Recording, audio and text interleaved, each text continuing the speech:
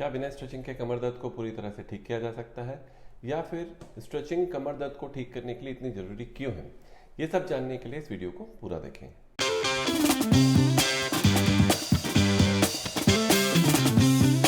आपको काफ़ी समय से बैक पेन है और काफ़ी समय से आप उसका प्रॉपर इलाज करा रहे हैं, आप प्रॉपर मेडिकेशंस ले रहे हैं, प्रॉपर प्रिकॉशंस ले रहे हैं, प्रॉपर एक्सरसाइज कर रहे हैं, लेकिन फिर भी आपका कमर दर्द पूरी तरह से ठीक नहीं हो पा रहा है, या एक बार ठीक होने के बाद कुछ समय के बाद वो फिर से आ जाता है। तो इन सब का कारण हो सकता है आपकी मांसपेशियों का छोटा होना, क्योंकि हम प्रॉपर फिजियोथेरेपी लेते हैं, हम प्रॉपर एक्सरसाइज करते हैं, हम प्रॉपर मेडिकेशंस लेते हैं, प्रॉपर प्रिकॉशंस भी लेते हैं, लेकिन एक बहुत इंपॉर्टेंट पार्ट जो है वो हम भूल जाते हैं। हमारी मांसपेशियों की एक नेचुरल टेंडेंसी होती है शॉर्टनिंग होना, छोटा होना। ये वैसे होती तो हर मांसपेशी में, लेकिन जो हमारी पोस्चरल मसल्स है, पोस्चरल मसल्स मतलब जो हमें सीधा खड़ा रहने में मदद करती है, इनकी एक खास तौर पे ज़्यादा टेंडेंसी होती है कि ये अपनी लेंथ से थोड़ी सी छोटी हो जाएंगी, सिकुड़ जाएंगी, टाइट हो जाएंगी। तो जब भी आपको बैक पेन होता है, इन मांसपेशियों के साथ भी सेम फिनोमेना अप्लाई होता है और वो थोड़ी सी सिकुड़ के छोटी हो जाती हैं। हम प्रॉपर ट्रीटमेंट लेते हैं, प्रॉपर एक्सरसाइज करते हैं, लेकिन हम मांसपेशियों की स्ट्रेचिंग पे ध्यान नहीं देते। जो मांसपेशियों की जो नेचुरल जो लेंथ है उस पर हम कोई भी काम नहीं करते, इसलिए थोड़े टाइम के लिए तो आपका पेन ठीक हो जाता है, लेकिन कुछ समय के बाद वो आपको फिर से होने लगता है। अब आप में से कुछ लोग ये सोच रहे होंगे कि हम तो एकदम प्रॉपर स्ट्रेचिंग भी करते हैं, लेकिन फिर भी हमारा दर्द जो है बना ही हुआ है। देखिए, हर कमर दर्द का कारण अलग होता है, कोई भी कमर दर्द एक ही कारण की वजह से नहीं होता है।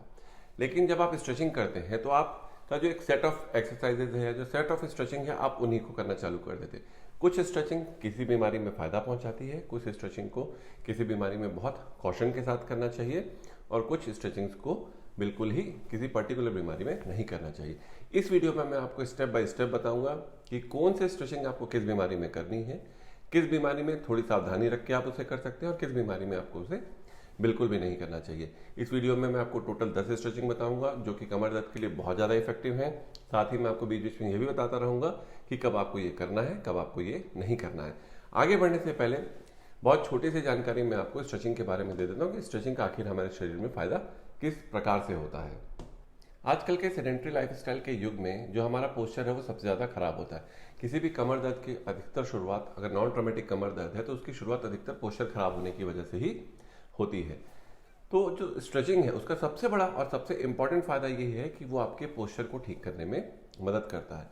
कभी भी जब पोस्चर खराब होता है तो कुछ मांसपेशियां टाइट पड़ जाती हैं और कुछ मांसपेशियां अपने लेंथ से थोड़ी सी लंबी हो जाती है, ढीली हो जाती है। इससे आपका पोस्चर पूरी तरीके से बिगड़ जाता है। तो स्ट्रेचिंग करके आप जो शॉर्ट मसल्स हैं आप उन्हें फिर से उनके लेंथ में वापस ला सकते हैं, और स्ट्रेंथनिंग आप ऑलरेडी कर ही रहे हैं क्योंकि आप प्रॉपर एक्सरसाइज कर रहे हैं।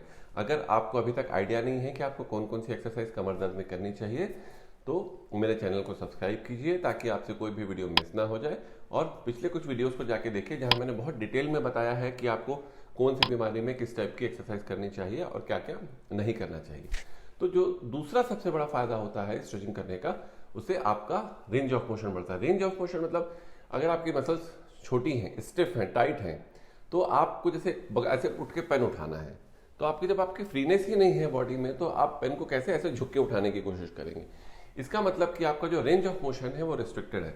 तो स्ट्रेचिंग करके आप इस रेंज ऑफ मोशन को भी काफी ज्यादा इंप्रूव कर सकते हैं।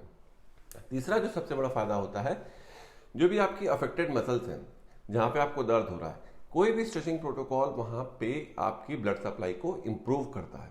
तो जब ब्लड सप्लाई इंप्रूव होती है तो रिकवरी मसल्स की फास्ट हो जाती है, जो टॉक्सिक वेस्ट मटेरियल्स हैं वो वहां से जल्दी निकल जाते हैं।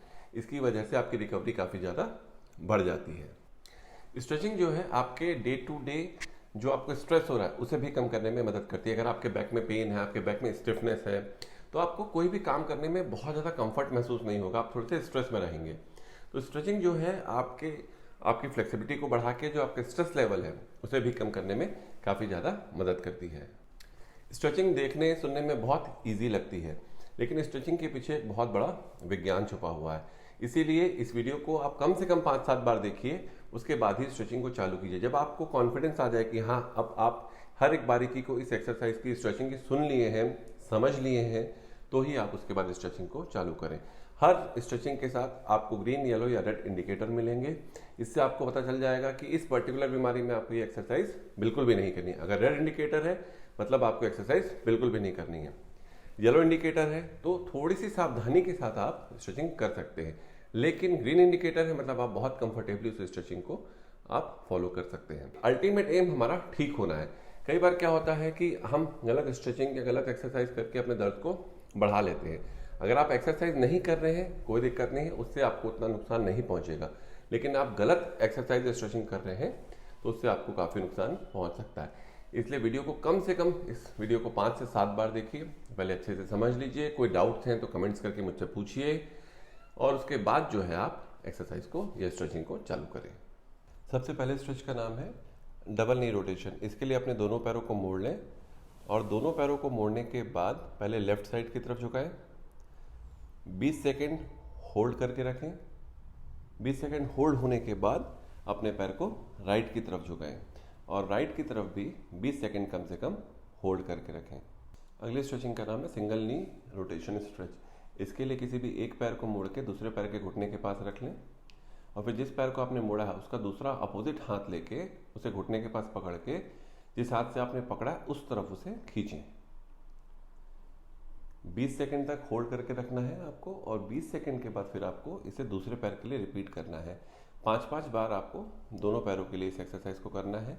किसी भी एक्सरसाइज में आपको सिर्फ उसी लिमिट तक जाना है जहां पे आपको हल्का सा पेन महसूस हो। बहुत ज़्यादा पेन अगर हो रहा है तो स्ट्रेचिंग को आपको थोड़ा सा कम कर देना है। अगली स्ट्रेचिंग का नाम है single knee to chest stretch. इसके लिए सीधा लेट के पहले अपने किसी भी एक पैर को मोड़ लें। पैर को मोड़ने के बाद दोनों हाथों से पकड़ के उसे अपने चेस्ट की तरफ खींचें। इसे आपको 20 सेकंड तक होल्ड करके रखना है और फिर दूसरे पैर के लिए करना है। सेम प्रिकॉशन इस स्ट्रेचिंग के साथ भी लागू रहेगा कि अगर आपको बहुत दर्द है तो थोड़ा सा कम स्ट्रेच करें। अगली स्ट्रेचिंग का नाम है double knee to chest stretching. ये single knee to chest stretching का थोड़ा सा एडवांस वर्जन है। इसके लिए दोनों पैर को एक साथ मोड़ लें और छाती की तरफ ले जाके दोनों हाथों से अपने चेस्ट की तरफ इसे खींचें। सेम 20 सेकंड तक होल्ड करें और 5 बार रिपीट करें। अगली स्ट्रेचिंग है पेरिफॉर्मिस का स्ट्रेच। इसके लिए अपने किसी भी एक पैर को मोड़ के लेफ्ट हैंड से, जैसे आपने लेफ्ट पैर उठाया तो लेफ्ट हाथ से लेफ्ट घुटने को पकड़ लें और राइट हाथ से सिर्फ एड़ी को सपोर्ट करने के लिए पकड़ना है आपको। फिर लेफ्ट हाथ से अपने नी को दूसरे साइड के हाथ की तरफ थोड़ा सा खींचें। 20 सेकंड तक होल्ड करें, फिर से दूसरे पैर के लिए रिपीट करें। अगली स्ट्रेचिंग का नाम है बैक एक्सटेंशन स्ट्रेचिंग एक्सरसाइज। इसके लिए अपने कोहनी के बल पे आके इस तरीके से थोड़ा सा लेटें और अपने सर को भी पूरा पीछे की तरफ ले जाए। 20 सेकंड तक होल्ड करें और फिर धीरे से थोड़ा सा नीचे चले जाए। इसे भी आपको 5 बार रिपीट करना है। ये बैक एक्सटेंशन का बेसिक वर्जन है। एडवांस वर्जन के लिए अगर आपको आप बहुत कंफर्टेबल हो गए इस पोजीशन में तो एडवांस वर्जन के लिए आप अपने दोनों हाथों के बल पे भी आके इस एक्सरसाइज को कर सकते हैं। इस पोज में आने के बाद सर को पूरा पीछे ले जाए, 20 सेकंड तक होल्ड करें और फिर धीरे से नीचे ले आए। बस ध्यान दीजिएगा कि आपका जो कमर का हिस्सा है वो पलंग से नहीं उठना चाहिए। अगर वो पलंग से उठ रहा है तो आप अपने कोहनी को थोड़ा सा मोड़ के स्ट्रेच को थोड़ा सा कम कर सकते हैं। अगली स्ट्रेचिंग का नाम है चाइल्ड्स पोज। इसके लिए अपने दोनों घुटने के बल में इस प्रकार से बैठ के दोनों हाथों को ऊपर उठा के आगे की तरफ झुक जाए। जब आप आगे झुकें तो ध्यान दीजिएगा कि आपकी कमर जो है, जो आपके हिप है, वो आपकी एड़ी से अलग नहीं होने चाहिए। इस पोजीशन को 20 सेकंड तक होल्ड करें और 20 सेकंड के बाद फिर से रिपीट करें। 5 बार इस एक्सरसाइज को आपको रिपीट करना है। अगली स्ट्रेचिंग आपके जॉइंट्स, जो आपके जो लंबर डिस्क के जॉइंट है, जो लंबर जॉइंट्स हैं, उन्हें मोबिलाइज करने का काम करेगी। इसके लिए इस पोजीशन पे आके अपनी कमर को धीरे से नीचे ले जाएं और जब आप कमर को नीचे ले जाएंगे तो सर को पूरा ऊपर की तरफ ले जाएंगे। 20 सेकंड तक होल्ड करें और फिर धीरे से कमर को ऊपर ले जाएं और सर को नीचे की तरफ ले आएं। इस एक्सरसाइज को भी आपको 5 बार करना है और अगर बहुत ज़्यादा दर्द है तो थोड़ा सा स्ट्रेच को आप कम कर सकते हैं या फिर होल्ड को भी इसमें आप थोड़ा सा कम कर सकते हैं। अगली स्ट्रेचिंग का नाम है हैमस्ट्रिंग स्ट्रेचिंग।